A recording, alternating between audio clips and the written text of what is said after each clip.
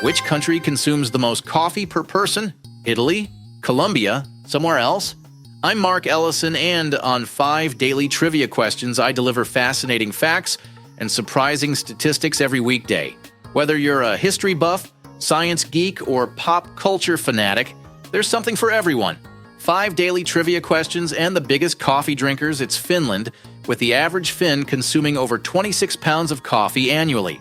5 daily trivia questions.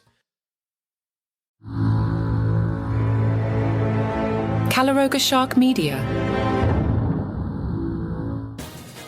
From Washington, D.C., where if J.D. Vance asks to visit, say no, this is valid. That's right, lots to cover this morning, so no smart-ass joke from me. Let's hit this. Breaking news today as we've learned of the passing of Pope Francis. The spiritual leader of over 1 billion Catholics worldwide has died. And speaking of white smoke signals, that brings me to our newest podcast series, White Smoke. This compelling documentary explores humanity's most elaborate and secretive transfer of power. A process now unfolding following the Pope's death. The whole thing reveals all those hidden rituals and ancient traditions that go into picking a new Pope. White Smoke, wherever you got this podcast, you can get White Smoke too. But you didn't come here for me to be serious. So let's turn snark mode on. Before delivering his final Easter blessing, Pope Francis briefly met with Vice President J.D. Vance at the Vatican, which is something that actually happened. Video released by the Vatican showed Vance sitting down with Francis, who was seated in a wheelchair. And Vance actually told the Pope, "I know you have not been feeling great, but it's good to see you in better health." Well, that aged about as well as milk in an Arizona parking lot. You know what happens in the Catholic Church when the Pope dies? They lock all the cardinals in a room until they pick a new one. That's it. That's their system. Can you imagine if we did that with Congress? Nobody leaves until you pass a budget. There's a bucket in the corner and we ordered 20 pizzas. Figure it out. The conclave will now determine who succeeds Pope Francis. So tune into White Smoke to witness how the church handles these crucial days when the throne of St. Peter stands empty. Again, for real information about the papacy, go listen to the White Smoke series. I have jokes to make. Vance, who converted to Catholicism in 2019, shared his condolences after Pope Francis's death, which came just a day after their meeting at the Vatican. Vance posted, "I just learned of the passing of Pope Francis. My heart goes out to the millions of Christians all over the world who loved him. I was happy to see him yesterday, though he was obviously very ill. Talk about the ultimate Catholic conversion experience. Most newcomers just get some holy water and a Bible, but Vance manages to be the Pope's final visitor. That's like joining a band and immediately getting a backstage pass to their farewell tour.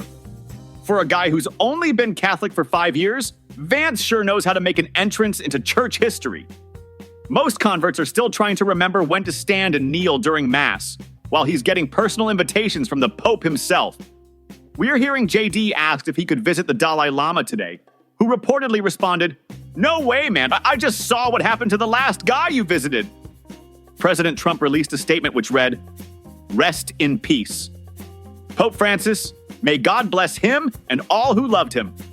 Trump celebrated Easter in his own special way this year. While most people were hunting eggs, Trump was hunting for the caps lock key on Truth Social. The day started innocently enough with a nice message. Melania and I would like to wish everyone a very happy Easter.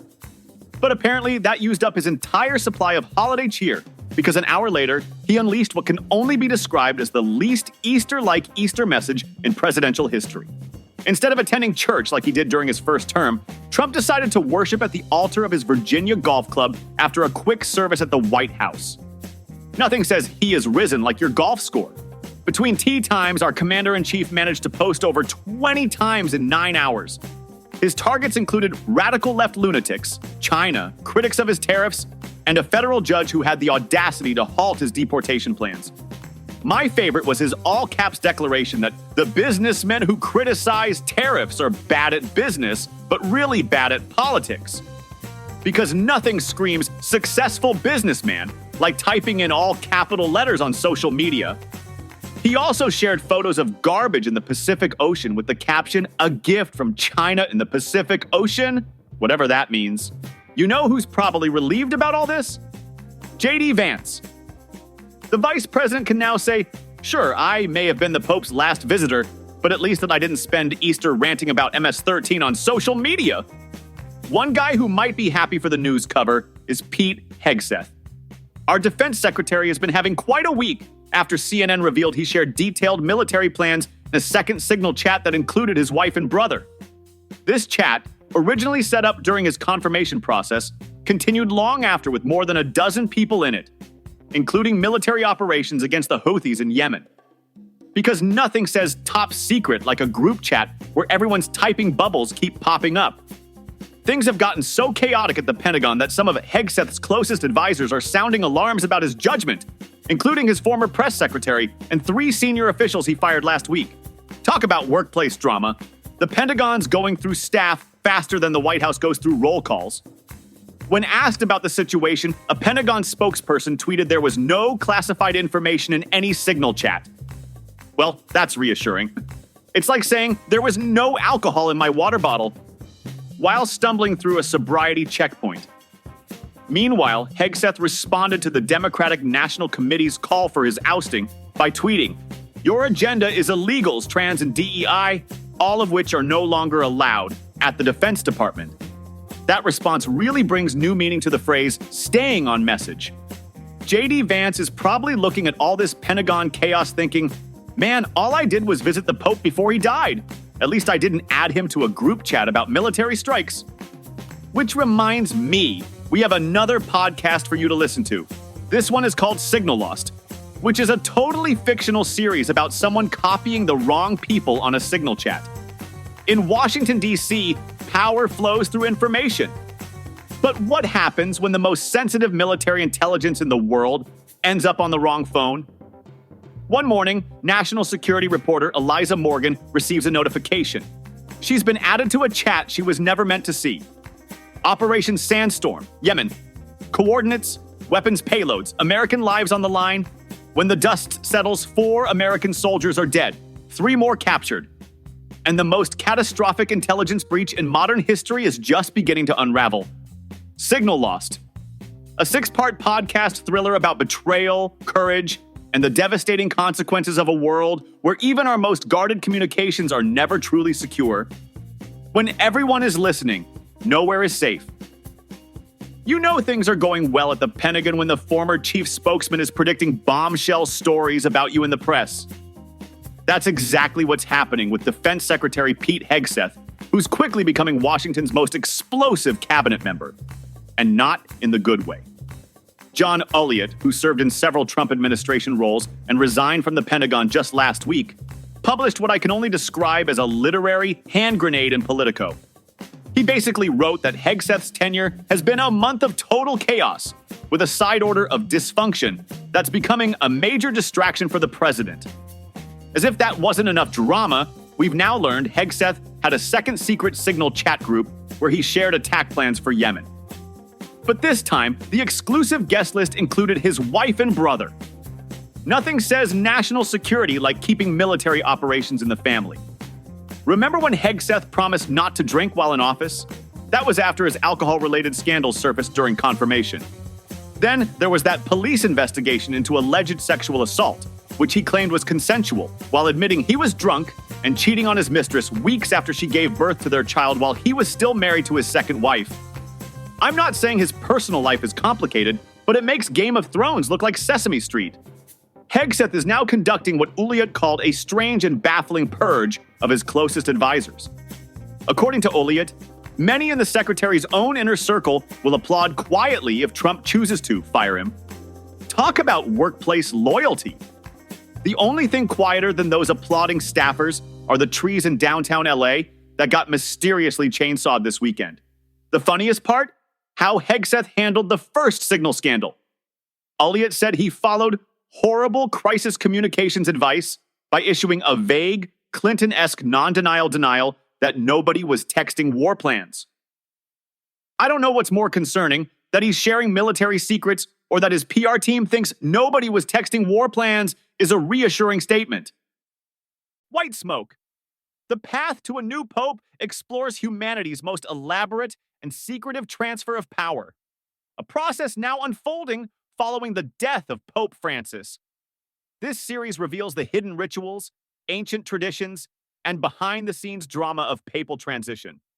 As the Catholic world enters this solemn period of mourning and anticipation, join us in witnessing how the Church has perfected this sacred process over 2,000 years and what happens in these crucial days when the throne of St. Peter stands empty.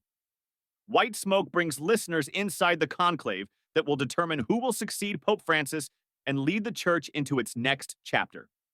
White Smoke, wherever you get your podcasts. Want this podcast without interruptions? Calaroga Plus delivers this show and over 20 premium shows completely ad-free, right to your favorite podcast player. We've just added exciting new series including Signal Lost. What happens when the most sensitive military intelligence in the world ends up on the wrong phone? White Smoke, taking you behind the scenes of all the interesting things that happen at the Vatican.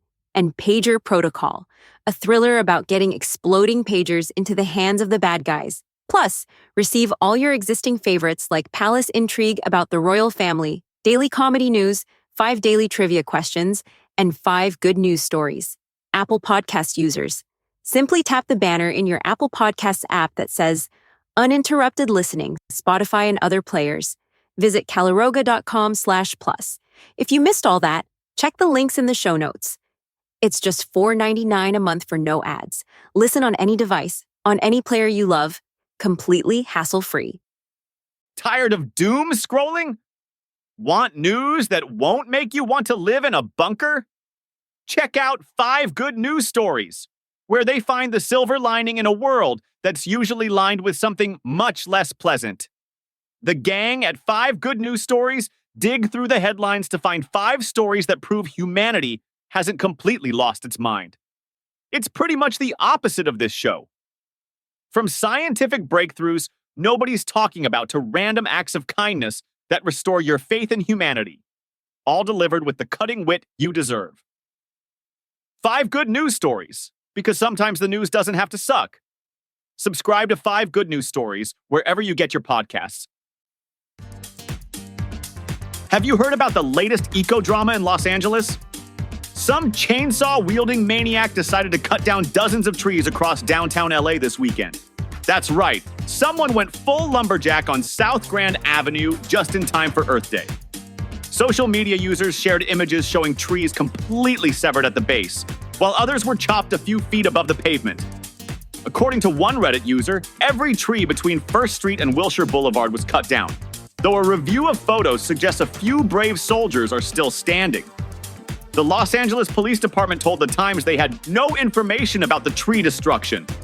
Of course they don't. They were probably too busy looking for whoever stole the chainsaw. Now, some conspiracy theorists online are suggesting this might be the work of a developer or city employee who wanted the trees removed without dealing with bureaucratic red tape. Because nothing says I'm avoiding paperwork like committing multiple felonies in broad daylight. These weren't just any trees either. Many appeared to be drought-resistant Indian laurel figs, which help clean the air in cool areas experiencing increasingly hot temperatures. A UCLA study found that shade can reduce heat stress in the human body by 25 to 30% throughout the day. So now downtown LA residents can look forward to that authentic surface of the sun feeling this summer. The timing is particularly suspicious, just ahead of Earth Day celebrations. It's like someone throwing a massive bonfire right before Fire Prevention Week. Security cameras are supposedly everywhere downtown, so investigators should have plenty of footage to review. Though I'm guessing the suspect will be easy to spot. Just look for the person carrying a chainsaw and wearing a Trees Are for Losers t-shirt. JD Vance is probably relieved that for once, a major news story doesn't involve him accidentally meeting someone right before they die. Portions of today's show were made with the help of the podcasts White Smoke and Signal Lost, and jokes written by AI.